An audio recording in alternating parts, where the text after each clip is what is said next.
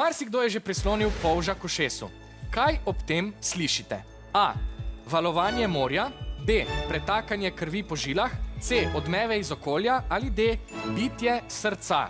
Imate pol minute. Razmislite, pretuhtajte, potem pa odgovorite.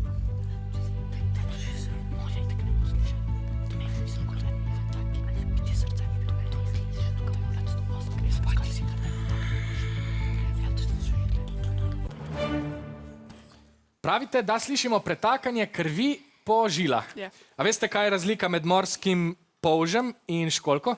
Ja, školjka ima 2 lupini, polž ima pa samo enega. Samo eno. Odlično. Zato bom zdaj povabil tegale polža pred mano, da nas na hitro odnese na morje. Včasih smo si iz poletnih počitnic ob morju za spomin prinesli večjega polža, v katerem smo lahko poslušali zvoke oceana oziroma valovanje morja. Odmev, ki ga slišimo, pa ni značilen zgolj za polže, saj se v vsaki prazni votli posodi z odprtino lahko ustvari podoben šum. Ko zvoki iz okolja trčijo ob notranjo steno predmeta, se odbijajo in nekatere zvočne frekvence se lahko okrepijo. Ta fenomen imenujemo resonanca.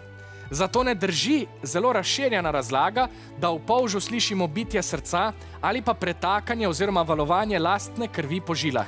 Zvok, ki ga slišimo v lupini, torej ustvarijo odmevi iz okolja in nažalost ne pretakanje krvi po žilah, niti ne morje. Vaš odgovor je napačen, rešitev je C. Odmevi iz okolja. Vseeno pa vas bodo vaši navijači gotovo spodbudili.